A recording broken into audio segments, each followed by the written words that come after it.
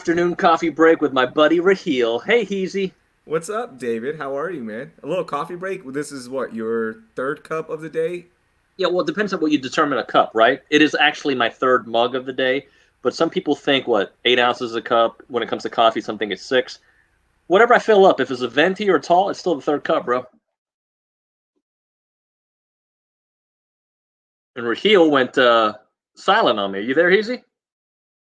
All right, well, we'll get Raheel fixed up here. We're gonna have a fun show here. A lot of things going on. First off, we're gonna have Joel Anderson joining us from Slate. Very excited about talking to him because not only did he grow up in Houston, but he covers a lot of topics that we love. He talks about rap music, he talks sports, he talks life, politics, you name it. So I'm really looking forward to getting Joel on the show and chit chatting with him, and hopefully we get Raheel to join us. So I'm going to bring on the aforementioned Joel. What's going on, my man? Hey Dave, thanks for having me on, bro. Thank you. So it's usually a team effort between me and Raheel, right? So he's frozen in outer space. He handles the technical stuff. I try to handle some of the other stuff, but he'll join us here in a minute. What timing, by the way? What timing on it? Like as soon as you guys went live, like it was, man. We were behind the channels having a great chit chat. I know, right? The Wi-Fi, nothing. Right. I was like, all right, well, I guess he can drop out. He can join our show. There we go. So I'm fascinated by your journey, man. So you were, for those who don't know, and I know a lot of people, you have a huge following on social media. Slate magazine, you're in Palo Alto, roughly close to there. Mm-hmm. How did you get there? Because I mean, you were in Houston, you went to TCU. Like, how did we get to Cali? Man, I mean, it's just crazy. I mean, well, long story short, girl got me to Cali, but I've lived all over, man, since I graduated from TCU. I lived in Dallas and Oklahoma and Louisiana and Florida, Atlanta, and maybe about a decade ago, I started working in New York, and I was at BuzzFeed for a while as a sports reporter, and then I became a national correspondent. I moved down to DC, met the woman who is now my wife, and she got a journalism fellowship here at Stanford. And so we moved out here in 2015, and we just stuck around. Like, she's from the Bay. I've always wanted to live out here. It's just beautiful, man. So, I want to come back home. I want to be back in Houston at some point. I mean, I come home as often as I can. But yeah, man, we've been out here for a minute, and I guess I'm a Cali dude. This is the longest I've ever lived that wasn't Houston somewhere. Like, I've never lived anywhere as long as I've lived out here. For those just getting on the show, welcome to Joel and Nuno's show with our special guest, Raheel Ramzanali, who decided to pop in. Welcome to the show, right? Dude, how about that? The internet goes out man. right when we connect, man. Sorry about that. No, yeah, it just wasn't meant to be for me, I guess. I don't know. So what's the most California thing that you've incorporated? Like, the tropes and the memes of California. What's the most California thing about you? I wear flip-flops all day long, bro. Like, you know what I'm saying? Like, that's what I do. I mean, if I have to put on pants, then any day I'm so frustrated. I was like, man, I don't feel like putting on pants, and I just kind of go outside in my shorts and my flip-flops. And probably the other thing is I really got into burritos when I got out here. You know what I'm saying? I wasn't a burrito dude. But, man, the Bay Area burritos really, hit me off. They convinced me. They convinced me of its superiority. So I'm into that now. Joe, when I lived in San Diego for a little bit, and they introduced me to the California burrito, man, that's no joke. That's a burrito right there, my friend. It's real. It's real. And I mean, I guess Tex-Mex, we have all sorts of things, and nothing will replace the love I have for Tex-Mex. But a good replacement are these burritos. And in fact, there's a Filipino burrito place out here called Senor Sisi, and they put fries on the burrito. You know what I mean? And it's just, I mean, that's like my cheat meal for the week. You know what I mean? Like whenever we can get up into the city, like that's where I'm trying to go.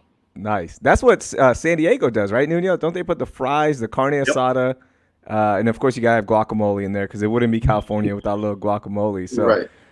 So Joel, we're going to talk to you about a lot of different things. And as, people join in, man, we're so excited to have you on. Of course, David mentioned Houston's own, but we like to do a thing called the same 5 questions with the guest that we always have. All right. So we're going to start up. We'll go quickly and then we'll get into Slow Burn Season 3, which I got to tell you how I listened to it. You're going to love it.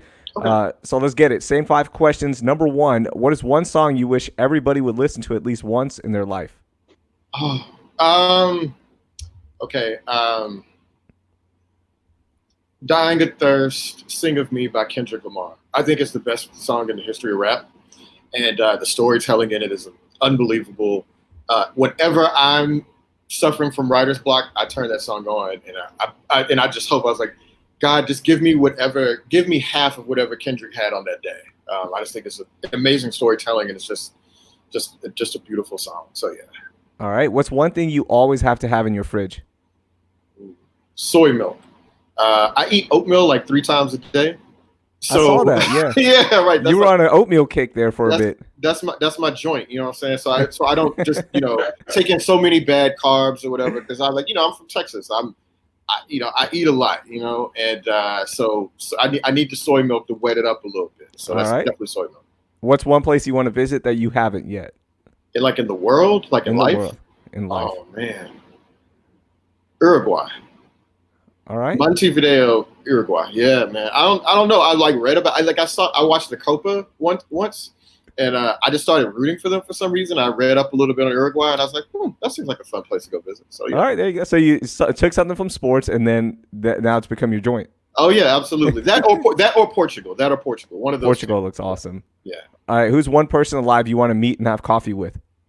Ooh. Man, I think it would be dope to talk to Kareem Abdul-Jabbar. I read his autobiography when I was in high school.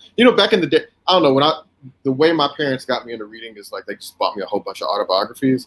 I read his Giant Steps, I think it came out in the early 80s.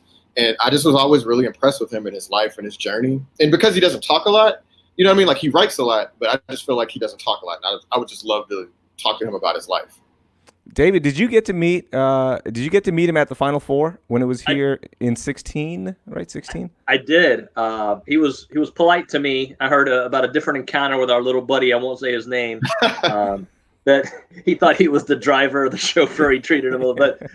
Kareem was great when I've dealt with him. And I don't know about what you think, Joel, but it's my experience. Some of those old school guys really understood what we do as broadcasters, as journalists. And I'm not saying the guys today don't, but it's a different relationship because social media has made that their voice as opposed to back in the day. We were they lended us their voice to tell their story. Absolutely. Yeah. We were sort of I guess the middle people, so to speak. Right. But now they all have their own outlets. And I totally understand. I get why they want to bypass the media today. But I totally get that. And I mean, I think Kareem always sort of got hit with he was not very friendly to media and sort of aloof and all that stuff. But I think a lot of that is he was burned a lot in his life, man. He went through a lot. I mean, boycotted the 68 Olympics, changed his name, converted to Islam, very early in his life. And he probably had I imagine he had a very difficult experience with the media at that time, people trying to understand him. And so I would just love to hear him go in depth a little bit about some of that stuff. But yeah, I mean, I didn't like him growing up because, the Rockets and the Lakers, you know what I mean? And they were in the way, but I came around on them. Definitely. That's awesome. All right, final question. What's one app on your phone that you want to delete, but you just can't? Oh, Slack. I hate Slack. I've never figured out Slack. I know Nuno, Nuno's like, you got to learn Slack. I can't figure it out. It works for what I do in our industry for sending video to the station quickly, but I don't know why else people use it to chat. Like, I'm good. Just text me. Oh, it's totally a distraction. Like, I mean, I love Twitter. Anybody that follows me knows I love Twitter, but I'm in control of the communication and I can, get out whenever I want. Slack allows people to have access to me all the time from work. And I was like, I want to be away from work. I just think, I'm not a big fan of it. They've had to convince me at work to get accustomed to it. I love it. All right, so those are the same 5 questions with Joel Anderson. All right, Joel, let's talk about the restart of sports, all right? Because this is such an interesting topic in terms of, one, we're dealing with a pandemic as a society, right? We're trying to figure this out and navigate it. Then you add the extra layer of sports into it and, leagues trying to figure it out. And then you've got multi-million-dollar athletes. You've got their families now coming down to the bubble potentially. First of all, where do you stand on sports restarting as of right now? So I understand why all of these professional sports leagues and even colleges are trying to do this, right? Because there's lots of money at stake here. If they don't play, they're forfeiting, hundreds of millions of dollars in revenue. There's an opportunity to have a captive audience, basically. And players want to play. Like, you only get so many game days, right, in your career. Especially, like, let's imagine if you're in the NFL, where the average career is about 3 years, and you miss a year. That's crazy, right? Like, I can totally understand why they want to do it, but I always just come back to the fact that, we're in a time and a place right now where numbers are skyrocketing all around the country, in terms of coronavirus infections, particularly down there in Houston, right? And we haven't really seen a protocol or any system that indicates to me that we know how to stop the spread of this thing yet, but for staying at home. And so I think it's wrong to be trying to play sports in the middle of all this. I just remember when the NBA shut down on March 11th, and it symbolized something to the rest of the country, right? Like, it was like, oh, this is very serious.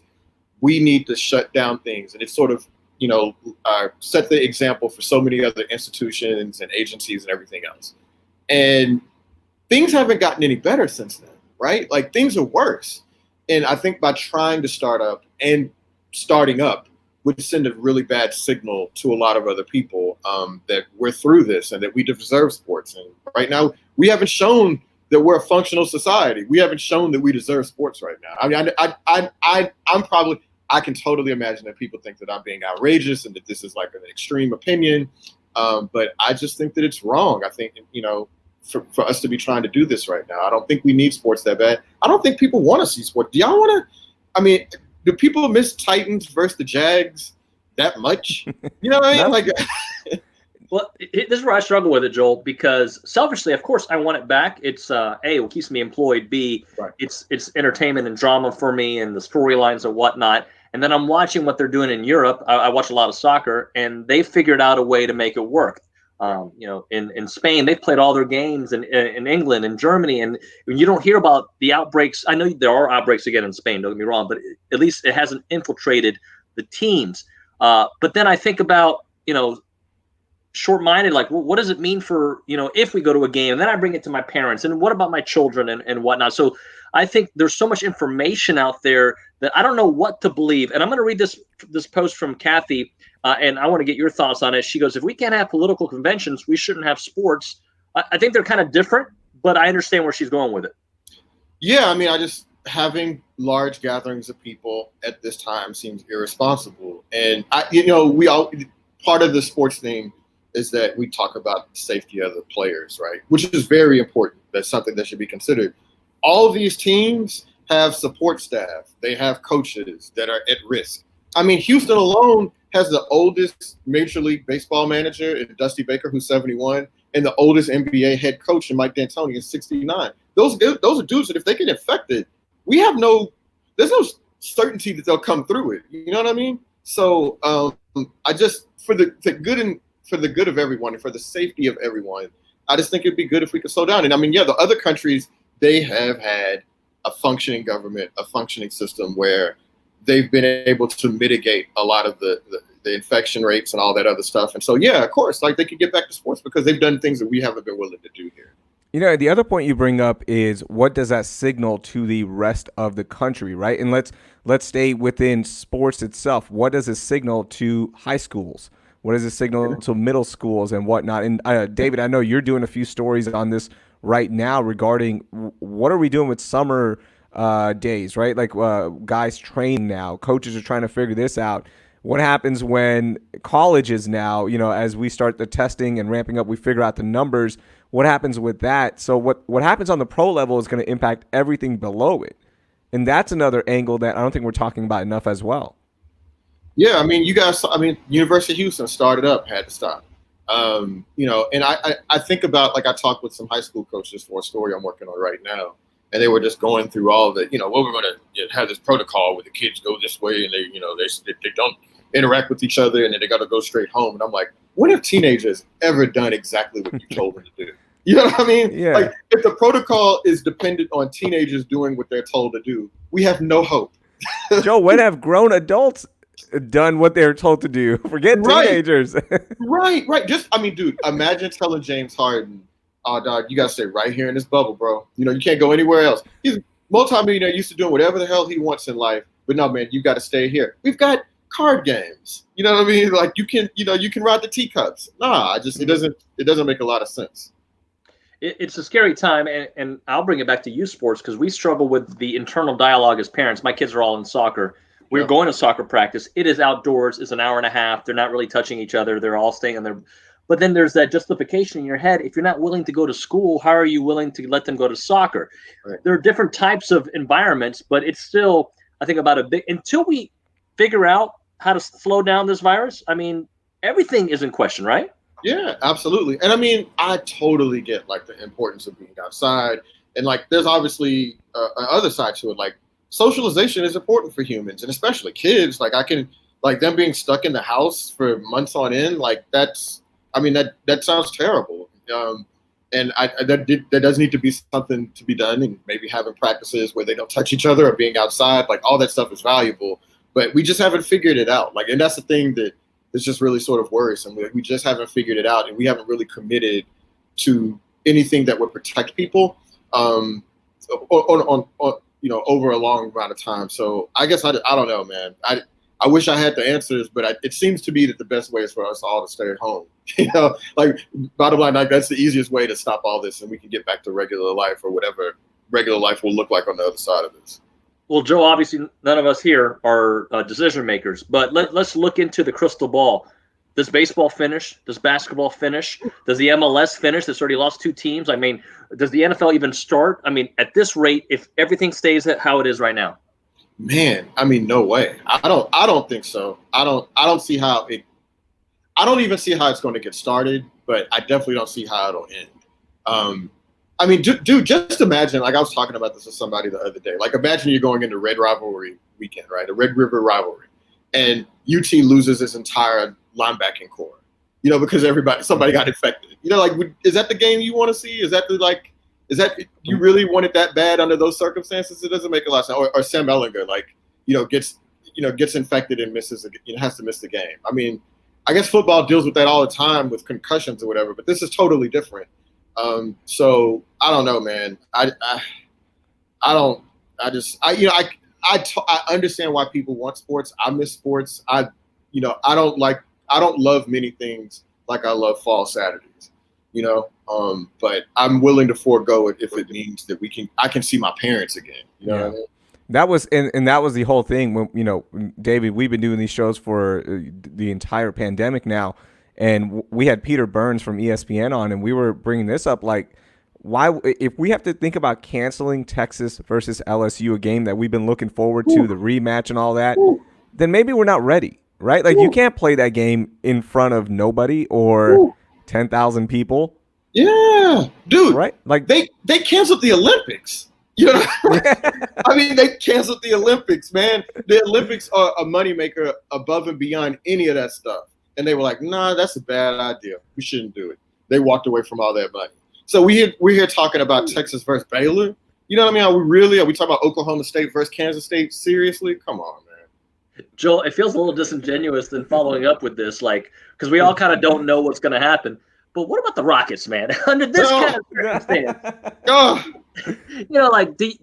don't know, man. Arrested James Harden, Russell Westbrook, watch out. I know, man. I was so curious to see how they were going to be able to figure it out, down the line, because it seemed like they had kind of gotten to a rhythm later in the year, right? I would love to see that. I still don't think they could beat like the Clippers or the Lakers. You know what I mean? But I still wanted to see them get a shot for it. Actually, while we're talking about the Rockets, I'm still kind of upset that they gave up on Chris Paul early. Like, I love Russell Westbrook, but I just think they panicked. I think that if they had kept that team together and added some pieces, I don't know how they would have added pieces with Chris Paul's salary, but I would have liked to have seen them run it back because I thought they were really, really close. I mean, man, people just don't understand. Like, people looked at the Rockets as a failure because they lost to the best team in the NBA, like one of the best teams we've ever seen in NBA history, and they were so close, and they provided a blueprint. The Rockets don't get enough credit for showing the NBA that the Warriors were indeed beatable. But it was that the year after how they have. It's an elimination game. There's no Kevin Durant for sure. He's hurt. And then Steph Curry goes off. And it's like the way that series ended, it left such a bad taste in everyone's mouth. And, Chris Paul had issues that year. Like there's no denying that. But you see how he looks now. And I'm so happy for him that he's provided this spark and leadership for a young Oklahoma City team. And I would love to see a Rockets-Oklahoma City first-round matchup, which is possible. That would hurt, but and I'm not even sure that the Rockets. I mean, as much as I want to see them, I still think that's the thing about the Rockets is that they have to be making their shots, and if they're not, anybody can beat them. Anybody in the playoffs, and I was like, I don't know, man. The Thunder, so I was listening to Chris Paul went on a podcast with Darius Miles and Quentin Richardson. Yep. The other week, the Knuckleheads, and so he spends the whole podcast talking about all of these teammates he loved playing with. He's like, oh, man, Trevor Ariza was my boy. David West was my boy. Tyson Chandler, we had that. He never mentioned the word James Harden. So that probably is why, I don't know what the internal conversations were like, but if it's like that, then maybe. No, it was legit. Those two didn't. Those two butted heads. Yeah. But I think that can be good, right? Mm-hmm. Like the NBA is such a player-driven league. And when you're superstar, and nobody's denying that James is a top 3-4 talent, right?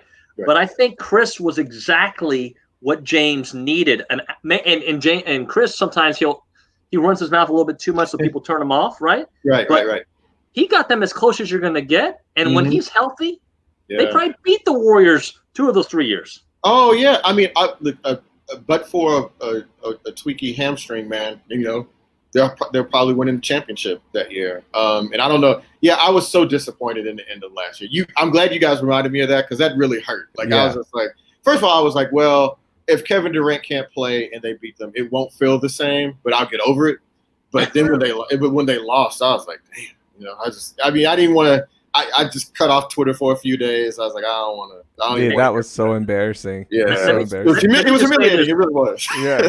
Hey, let me just say this, and I feel like I always have to defend James Harden when I destroy him. I love James, okay?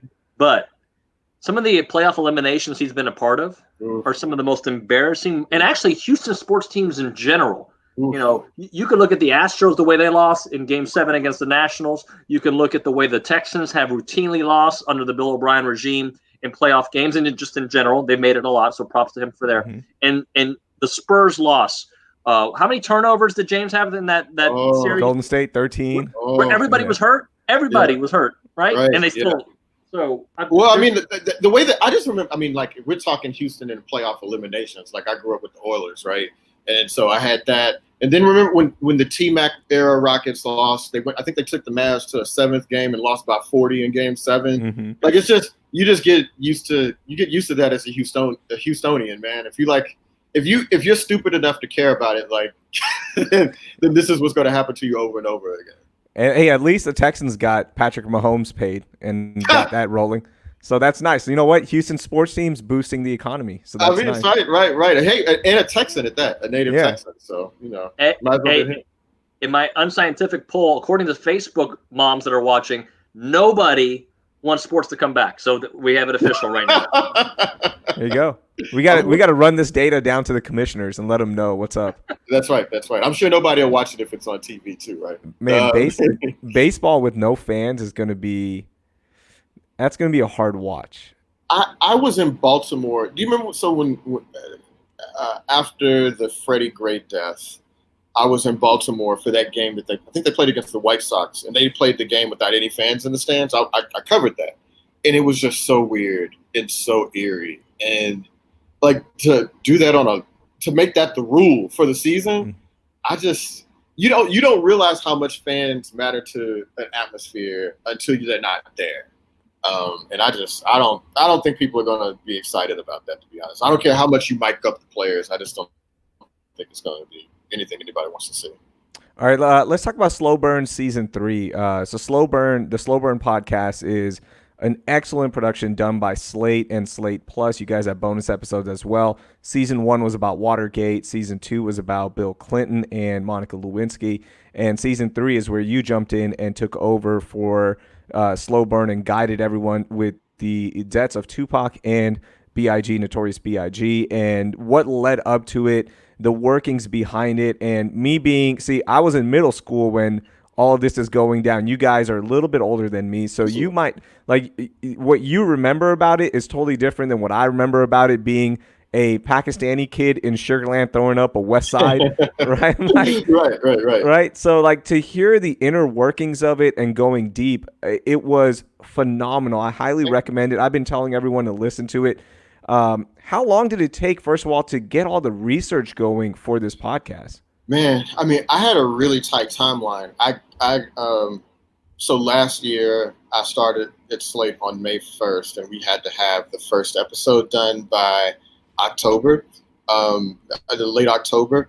And so in that time, I read probably 30 books, read, a couple, maybe a dozen documentaries and movies. And of course, LexisNexis, reading all the old, contemporaneous accounts of that time.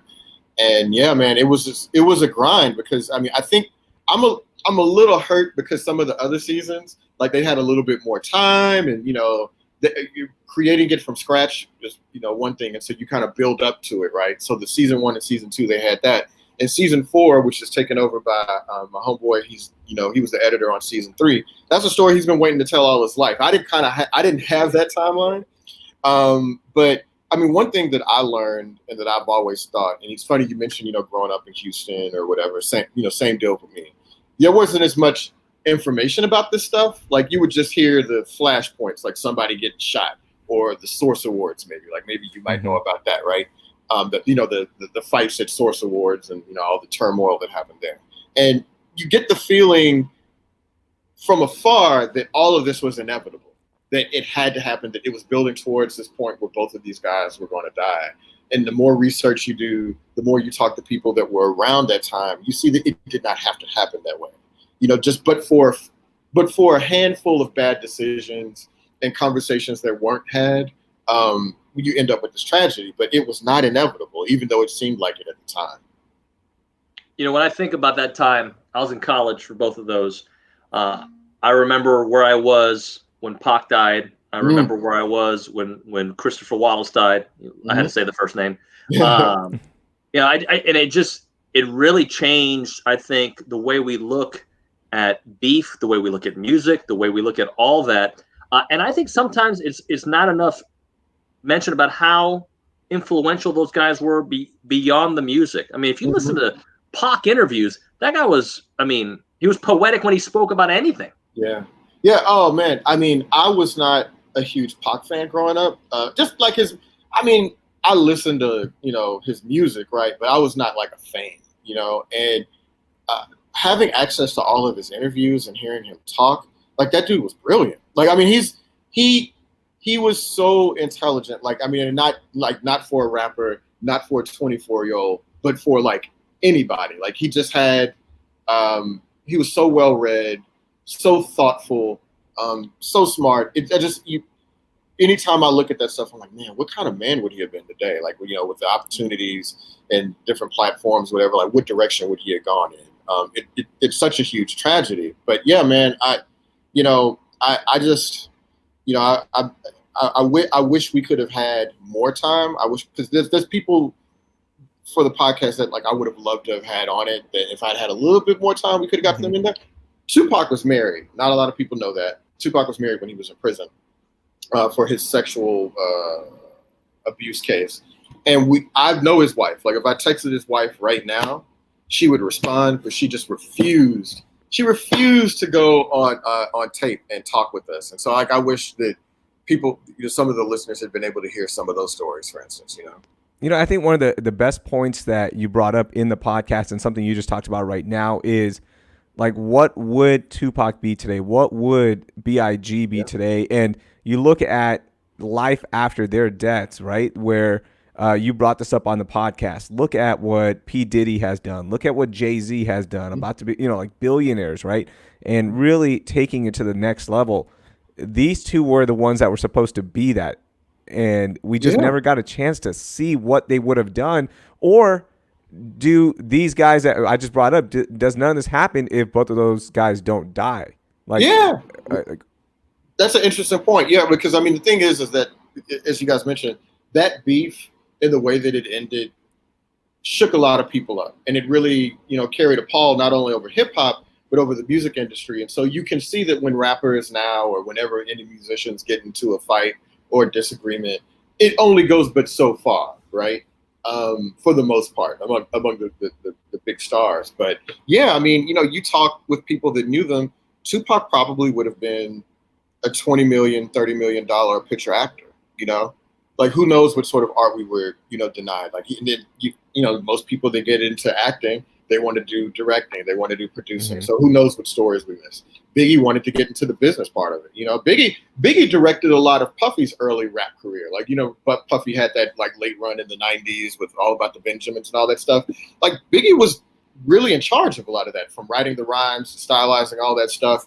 So who's to say that Biggie would not have been what Diddy is today as a result of all that? So yeah, man, we were all denied a lot.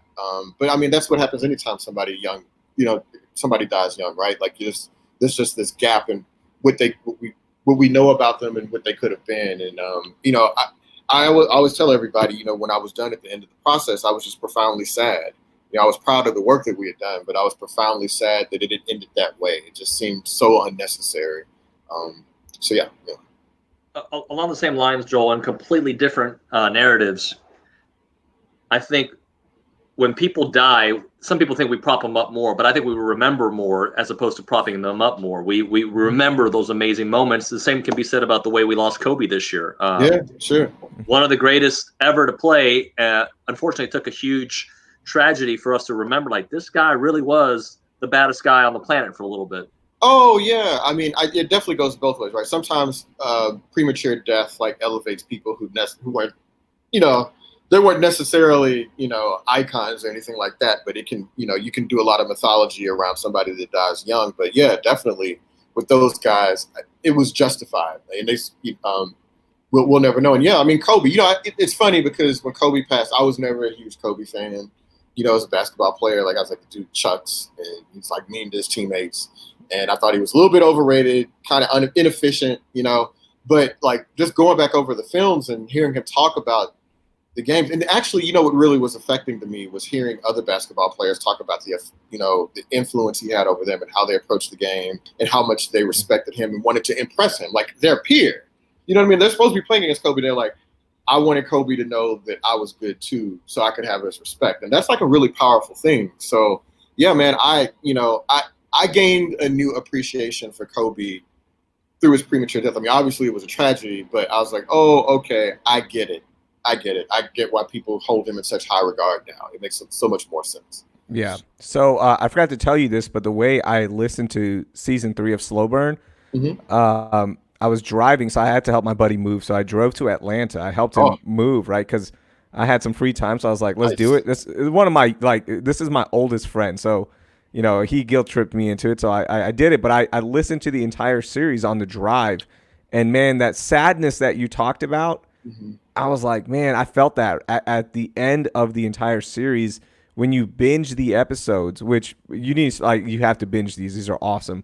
Thank you. You feel that sadness, and you start wondering so much, man. It's so impactful. Yeah, thank you for saying that. And I don't know that I wanted to make everybody sad at the end of it, but that's the way it ended up. And yeah, that 8th episode, just kind of walking through how how Biggie was killed and their impact on hip hop and the music industry, man. It really affected me, because when we finished the 8th episode, I was in Brooklyn. Like, we had, I live in California, so I had to go to Brooklyn to our studios there, and so I was staying in Bed-Stuy.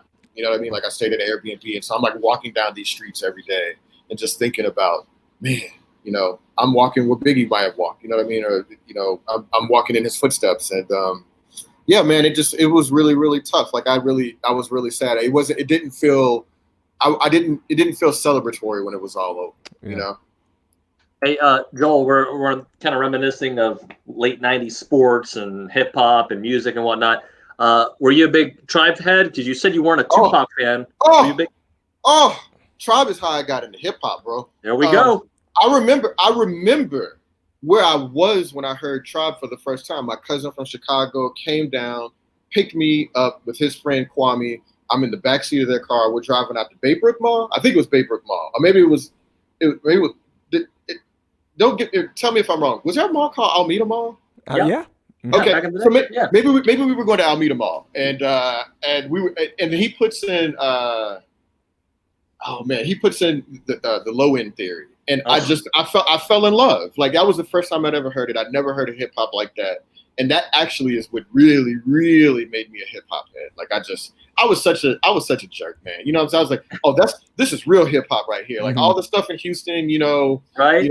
Screw and all that. Like I didn't become a fan of it until I was much older because I was such a snob. Because Tribe had made me a snob. Yeah, I was a snob too, and Raheel knows where this is going. Absolutely. So like, I grew up like I'm saying diehard Tribe fan. So in 2001, when I moved to San Diego, I heard Phife was going to be performing there. So I applied for a credential, even though I wasn't in the media at the time. And his manager, DJ Rosterroot Dion, he messaged me and he goes, "Dude, we don't do media credentials. You just want to come? I'll give you tickets." So I was like, "All right, cool." Nice. And then Phife and I became friends, and Roots and I became friends, and we did a video podcast 15 years ago together before these were a thing. Phife and I, because we had the same love for sports. I somehow got invited to San Diego street scene the very first time Tribe Called Quest performed again after the breakup in front of 70,000 fans, and I'm on stage with Tip, Ali, Phife, his future wife, like I brought Phife to the studio for me and Raheel. Like it was an amazing. Like, are you kidding me? No, it was. Yeah, and we're still friends with Rosterroot. Like he's incredible. Like what he did and what happened to Nuno there. Like this is how it happens, right? Like your big brother always introduces you to something new. So for me, my rap experience was Tupac. It was Biggie, and I loved all of that. And my first experience with Tribe was from the Wayans brothers. They used for season 2 Electric Relaxation. Yeah. Yep. And I love that song, but I never got into Tribe until I met David. And that's when I started binging through all of their work. And now I'm like him. And I regret like the experiences that I had with Phife. I didn't appreciate them as much as you guys would. But now like look back and I'm like, that is one of the greats of all time that I got a chance to just kick it with. That's awesome.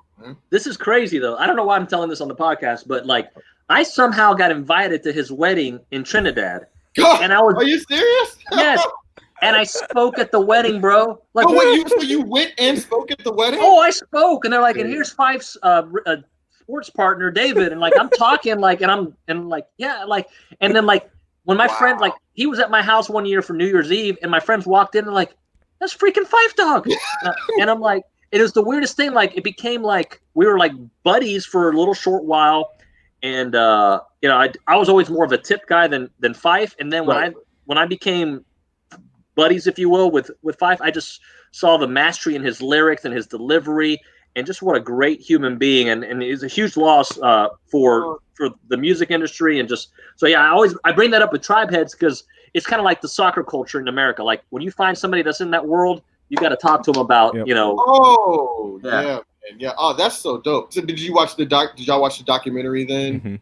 Mm-hmm. I mean, that was another thing that just made me sad. I don't know about y'all, but I just felt like, that friendship, like maybe if they'd had some sort of a mediator or somebody to come in and like bring them together, that so much of the those last few years, man, they could have, resolved a lot of that. Man. It just very sad.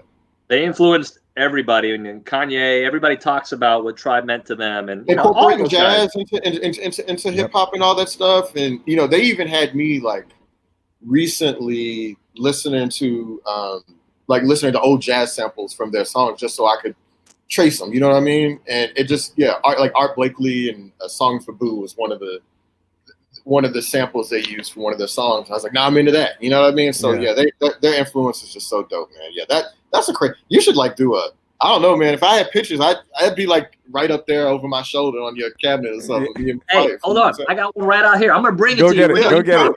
Do it. I want to see this, man. This is incredible. Have you watched Hip Hop Evolution on Netflix yet? Man, I know there's so many things to watch. It's like, thank you for mentioning that because I need to put it on my to-do list because that's something that I think I saw one of the episodes about Death Row. but I haven't seen it because I for research, right? Yeah.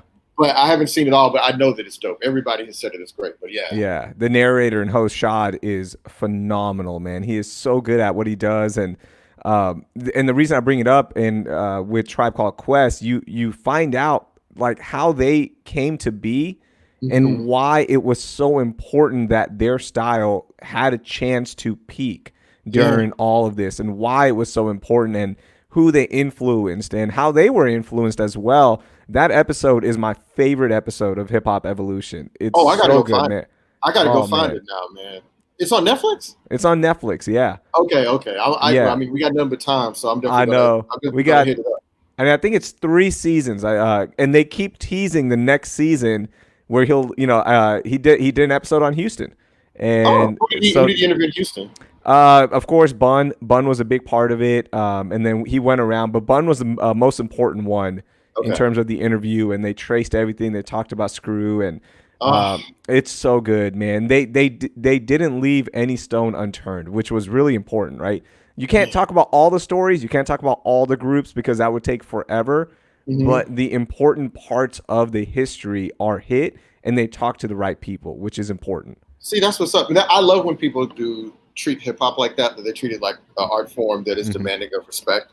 And you do these historical deep dives and reporting because man, so many of these dudes are incredible. Like I talked to somebody for Slow Burn, Kierna Mayo. She used to be an editor at The Source and was the editor for Ebony Magazine for a number of years. She went to school with Q-Tip, and you just talk about like how you could see their genius even at a very young age, and like you could see them building towards something. They didn't quite know what it was, but they could see it even at a young age. So man, now I got something else to add to my list. I've been watching the Jeffrey Epstein miniseries, but now I got to mix in Hip Hop Evolution. So. Absolutely. All right, Nuno, you got the picture? So I got one. I don't know how it's going to look on laptop, but this is one if I made a rap album in 2001 and then there was like a party scene afterwards. I don't know if you can see that. Oh, yeah. Oh, and in a sports, is that a Roy Williams jersey he's in too? Yeah, that was. So when I used to work for the Dallas Mavericks. Fife did our playoff anthem one year. He did a whole rap to it with Dirk and Steve and Nick Van Exel's name. Yeah, so he would come down, go to the games with me, and that was one of the nights. That's crazy. I didn't know you look. So what years were you in Dallas? Because I covered I was a sports writer and covered a few Mavs games. I didn't realize you were in Dallas then. Yeah, I worked for the Mavs from 01 to 02, and then I came back midway through 02 through 04. So I was there for three of those years. So the early years from Reunion to the first couple years at American Airlines. I wrote a story back in the day for when they shut down Reunion and moved over to whatever, American Airlines, whatever the hell it is. But yeah. That was I mean, I'm a Houstonian, so I'm not supposed to like Dallas. But Dallas is cool. It's fine. It's all right. It's all right. In my 20s, I loved Dallas's, like when I used to drink and party and all that stuff, Dallas was a heck of a town to go out and like a cosmopolitan feel. I'm a Houston guy with the way the people are, though. I'm all about Houston people. Oh, yeah. Houston people are dope. But yeah, I will give Dallas is prettier than Houston. Like just as a way that it looks and like the areas it has and all that stuff, like I can get it. Like I'm like, okay, the West End is prettier than most of whatever we have in Houston, whatever. But yeah, it's like I work at Channel 13. I'm gonna keep my gig and I'm gonna say Houston is the most pretty city, prettiest city I've ever seen. Oh man, I can't. I'm not going to let y'all. Y'all can lie to yourselves. It's so pretty. You've never seen Terry Hershey Park with the sunset. It's so beautiful. I didn't even heard Terry Hershey. I never been out there. Oh man. Hey, speaking of Houston, let's talk about Houston real quickly before we let you go. Your favorite restaurant in Houston, if you can think of one right now. Well, I mean, this is going to seem so lame, but. Whenever I go home, me and my family, we do Pappasitos, bro. Like I grew up on Pappasitos, and whenever I come home, I eat there at least once or twice every time. And yeah, I just, when I explain to people, when I was growing up, it's not like we went to a whole bunch of different restaurants growing up. And so you had a few mainstays. Yep. Pappasitos is one of those joints. And then when you come home, all these other new restaurants pop up. Well, I don't want to take a chance and eat something that I don't like. I want to get the stuff that I'm used to, right? So, yeah, Papacitos. I'm sorry for being lame, but that's No, it. you're right though. That like same with my parents, right? There's a handful of restaurants that they trusted, and that's where we grew up eating. And nobody took adventurous restaurant journeys, right? Back then, Right. especially Right. with being a lower middle class family, you're not wasting with 4 kids, by the way, you're not wasting money to go to a new joint that's not good. You're going to the Oh, tried and true place. absolutely. Well, I mean, dude, when I was growing up, like in Mo City, they had a Red Lobster in Stafford, and that's where we went. Like that's the restaurant we went out to whenever we went out to, and like people will clown you for liking Red Lobster, but I'm like, there weren't all these other restaurants like there are now back then. That's where you went, and that's how I got our. That's where we would go out and get our fast food and our little, I'm sorry, our seafood. So Seafood. yeah, man, yeah. Well, Hey, dude, man. yeah. This has been fun, Joel. I hope we can do it again, my man. Oh man, thanks for having me on, for real. It was a pleasure. Man, Yeah, thank you again. Yeah. Follow Joel on Twitter by Joel Anderson. You can look up all his work on Slate right now. Slow Burn Season 3 and all the other Slow Burn seasons are available right now wherever you get your podcasts. Yo, I got our next video podcast series for all 3 of us. We're going to do a deep dive into what created Tribe Called Quest, the division, the breakup, but our version, not the Michael Rappaport version. We can do much better than the Rappaport person. So just let me know. I'm in. Let's right. do it. Thank you so much, Joel. I appreciate y'all. Thanks. Thank you. That was fun, Raheel. Great guest there, man. I'm happy we did that. First off, man, we're all on the same energy level, same interest. His info, his breakdowns. I loved it. So thank you. I told you, dude. Joel is one of us. He's a Houston kid. He's he gets what we're interested in, and we're interested in what he's interested in. And when I heard Slow Burn Season 3, that podcast, I couldn't believe how great it was, man. Like, because that's such a deep topic to get into and not leave, parts unturned, all that. They tackled everything and they explained it so well. So as soon as I heard that, I was like, we need to talk to him on the podcast, and you'll love the podcast. So make sure you check it out. Okay. Hey, yeah, go ahead. But no, you go. I was going to say, we only have a couple more minutes here, so let's talk about what you're working on. And I'm sorry, I missed your rant in the beginning of it. My Wi-Fi I didn't rant. You didn't do the rant? I went into autopilot. Let me get my guest on real quick because I got nothing to talk about. To me, a rant needs to have like some back and forth. Bro, a couple things. I don't want to get any more text messages for people running for office and my opinion on this race. And I have opted out of every governor, senator, county official. Why are you texting me? I didn't sign up for your text messages. Hey, I want to get your thoughts on the upcoming run. No, you don't want my opinion because I don't have an opinion. In fact, if you text me, I'm voting against you, even if I liked you before. Yeah, I guess it's public data, right? Is that how they get your text message information? Do they buy it from certain? Because I'm so confused because I've been getting so many of those, and frankly, look, I'm a little bit more bored than you are, so I engage with the people. I'm like, how'd you get this information? Where are you texting from right now? And I'll start asking questions, and they never respond. So that makes me angry. What also makes me angry is angry people on the internet. Okay, expand. If your name is anything but your name, you're probably going to say something mean. That's just the way I roll. If your name is iLikeSportsTexan.com on Twitter, you're probably going to say something that's going to upset me because that's just a fact. If I tweet out about the Houston's World Cup soccer bid and your response is calling it kickball and I hate soccer, look, there are many movies that I am not interested in. I don't have to tweet my hate for every movie I'm not interested in. There's politicians I don't like. I don't feel the need with an anonymous name on the internet to go after every topic that I don't like. Why be rude? Now, there are time and a place for opinions. You don't want the World Cup in our city? State your reasons. Fine. But just to attack people, like, I'm not a tennis guy. Our good friend Ken Hoffman loves it. I appreciate the sport. I appreciate the fans. It's just not for me. Doesn't mean I won't report on it. Doesn't mean that I won't go to a match. It's just not my favorite thing to do. But I don't have to destroy it. Yeah, you don't go out of your way when you see something on Twitter or Facebook or Instagram or whatever. You don't post something hateful about it just because you don't like it. It's so weird why we do that. And my theory is because life is so good for some people that they have this freedom and this energy to go ahead and hate on everything because they can. That's why this happens. Like literally, you know what? Sometimes I don't have that energy. I don't. You know what? I don't want to do. I don't want to hate on stuff because I frankly don't have the energy nor the time sometimes, right? And that's why if I see something I don't like, guess what I do? I just keep moving.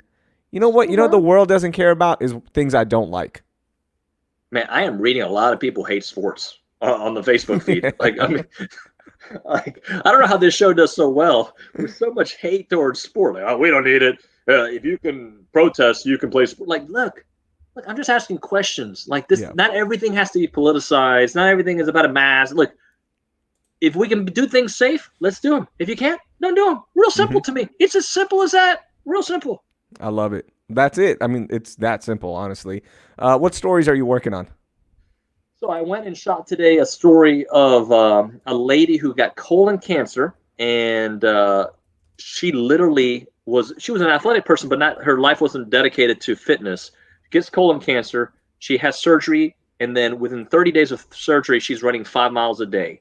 So she's now like a fitness, I don't want to use the word freak. I think there's a negative connotation, but she's a fitness enthusiast, if you will. She's training for an Ironman. She's kind of bodybuilding at the same time. It's a very empowering and inspirational story. I'm going to run that this weekend. Obviously, I am all into what's going on with the sports that are going on right now over there in Europe, really into what's happening in the soccer world there. And following what the Astros are doing. They had their virtual practice. I think it was starting today at 1:30. I have the Rockets hitting Orlando today, leaving today. So, we're on top of everything that's happening, wondering if any kind of Texas training camp is really going to happen in 2 or 3 weeks. Yeah, I can't believe that training camp is supposed to start on the 31st, right? I believe that's the date, the first date for it. A lot of stuff starting up on the 31st. And we're not sure like how that's going to look, if they're even going to have it. And by the way, like every day, every hour, every minute, there's a new story about, this team tested this many players and this many tested positive or this many tested negative. It's going to change so much every single minute, man. It's kind of hard to see a world where we have all sports back, but we'll see, man. It's going to be wild here. As you mentioned, the Rockets do head to Orlando. So as soon as they get there, they're going to get their tests. They're going to be in quarantine as well. So we're not even sure, then we'll find out some of the numbers. We'll see how many people test positive or negative and all that good stuff when it comes to the testing. But we're trying to work on a story from the bubble as well. So we'll keep you posted for those of you that are watching. Yeah, man. Hey, look, I understand that it's not essential. But if you can come up with a bubble to make it work, I say make it work. If you can make a bubble work for kids going to school, make it work. Now, I don't think that's a realistic world because I want my kids in my house and I want to have control of them. But if you can make something work, let's do it. I think it's like I go to my kids' soccer practice and it's so therapeutic for me. You forget about being outdoors, seeing sports, the social aspect, even if it's done. Now, it's feeling unsafe here in Houston. Believe what you want. You want to say that people are blaming everything on Corona and that, hey, that's a hangnail. That's not Corona, whatever. But I tend to be on the more cautious side, especially with older parents. And I think at the end of the day, it's not necessarily about people with amazing microbiome and the ability to fight off diseases. It's about everybody. Like who we come into contact affects others. That's it right there. And that's why it's so important, man, that we be careful with what we do every day. And then as a society, what are we doing? Because it's impacting everyone. And that's it right there.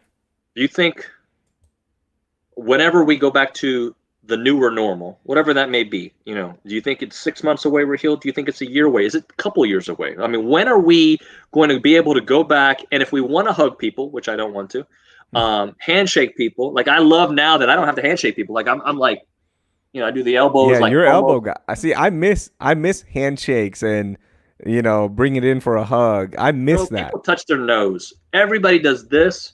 Yeah. And then they use the restroom, and maybe they wash their hands. Maybe they don't. They touch a door that 18 other people like. But they're as clean as possible now. Right now, everyone is as clean as possible, right? Like everyone's heightened security of being aware of their germs and what they're spreading. Right now is the perfect time for you to embrace a hug. No, if they have a mask on. No, They have to have a brand new mask and brand new gloves. There's no reason. And then, like, my kids, hugs. My wife, hugs. My Nuno family and Gumbar family, hugs. Beyond that, what's up? Elbows. Did I tell you? Who was it that I shook hands with? I think I told you the story on the show. And I was like, in the middle of the handshake, I'm like, why? I forgot. Like, it was an athlete. Somebody I saw, and I was like, Maybe it was Adrian Peterson. Whoever it was like, I shouldn't have done this. This is not right. Yeah. And you have your sanitizer on you, right? Immediately. It's in my car, absolutely, and I put it in my pocket when I go to shoots, absolutely. I have more hand sanitizer around now than I've ever had in my life. And I was showering if I could. No. It's so cold and like you feel so clean. I love it. Oh man. All right. We are done. Make sure you watch everything that David is working on. The 9 p.m. on CW. And of course, you've got newscasts throughout the day starting at 3. Let's see, 4, 5, 6, the 9 on CW, and then 10 at night. Sounds like 24 hours, Raheel. Sounds like every hour. Hey, and with social media and the internet, we're on all time, baby. I love it. All right. Thank you, everyone, for watching and listening. And make sure you follow us across all platforms. We will talk to you next time. Maybe.